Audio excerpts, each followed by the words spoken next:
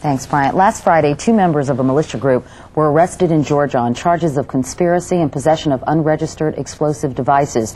Initial reports said it involved a plot to blow up Olympic sites. That proved to be false, but the fact that it was on everyone's mind exposed the real concern that this summer's Atlanta Olympics could be a target for terrorism.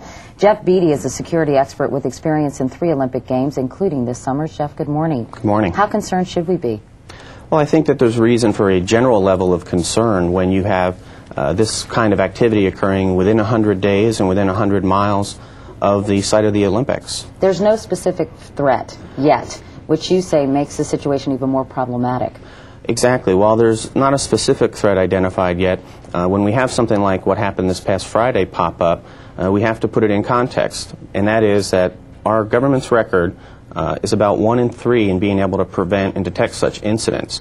If you just do the math, that means there may be a couple of other incidents out there yet that we have not identified specifically. I know that you have numbers that indicate that there will be 2 successful terrorist attacks if things aren't changed. How do you come up with those numbers? Well, it's several different formulas, and it's not quite as dramatic. It's rather dry to come up with it, but it's based on the number of groups that are involved. I mean, we have only almost 200 militia-type groups in the United States, so it's looking at the total number of domestic and international groups who may choose the Olympic time frame to make their point. Why hasn't more been done, A, and B, what should be done in your estimation? I think we can learn a lot from Barcelona. They took a holistic approach towards this.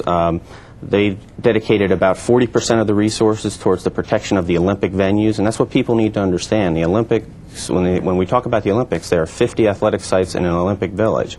Then Barcelona took about 40% of the security resources and put them in protection of what we call the open sector, major hotels, places where people congregate, places where visitors spend most of their time, not at the games.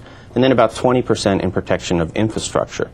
Why we haven't done that yet is because we have very recent and limited experience with terrorism, but I think now's the time to adopt Barcelona's model. We should point out the Olympic Committee, or the folks in Atlanta, feel very confident in their security measures thus far. Absolutely. They are going to do a wonderful job. I mean, they've got a budget in the tens of millions of dollars and over 10,000 security personnel to protect just these 50 sites. But you're concerned with the area outside the 50 sites. Exactly. Okay.